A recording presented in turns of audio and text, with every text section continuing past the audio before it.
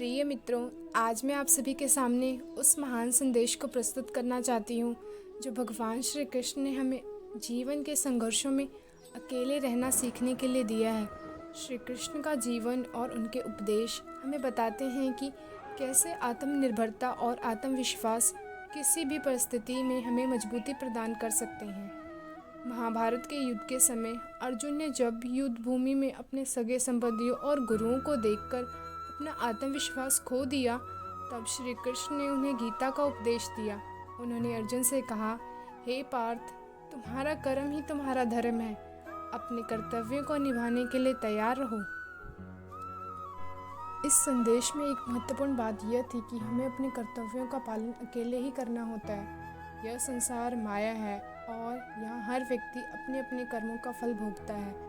हमें दूसरों पर निर्भर नहीं होना चाहिए, बल्कि अपने आत्मबल को पहचानकर अपनी क्षमताओं पर विश्वास करना चाहिए। श्री कृष्ण ने हमें यह भी सिखाया कि अकेले रहने का अर्थ यह नहीं कि हम समाज से कट जाएं। इसका मतलब है कि हमें अपनी आंतरिक शक्तियों को पहचानना और उन्हें विकसित करना चाहिए।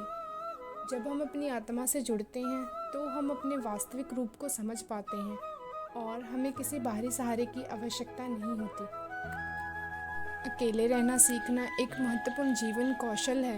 यह हमें मानसिक और भावनात्मक रूप से मजबूत बनाता है। जब हम अकेले होते हैं तो हमें आत्मनिरीक्षण का अवसर मिलता है, जिससे हम अपने लक्ष्यों और उद्देश्यों को स्पष्टता से देख सकते हैं। श्री कृष्ण ने यह भी कहा है कि मनुष्य का सबसे बड़ा मित्र और सबसे बड़ा शत्रु उसका स्वयं का मन होता है।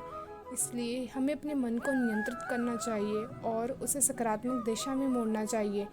यह केवल तभी संभव है जब हम अकेले रहकर आत्मचिंतन और आत्मविकास पर ध्यान दें। अकेले रहना हमें यह भी सिखाता है कि हम अपनी खुशियों और संतोष के लिए किसी पर निर्भर नहीं रहे। हमें अपनी खुशियों का स्रोत स्वयं बनना चाहिए। जब हम आत्मनिर्भर बनते हैं तो हम सच्चे अर्थों में स्वतंत्रता का अनुभव करते हैं। अंत में मैं आप सभी से यही कहना चाहूँगी कि अकेले रहना कोई दुर्बलता नहीं, बल्कि यह हमारी आंतरिक शक्ति का प्रतीक है।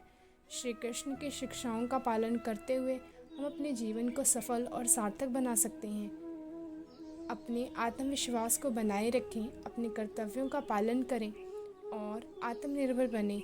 यही सच्ची प्रेरणा है जो हमें श्री कृष्ण से मिलती है। जय श्री कृष्ण।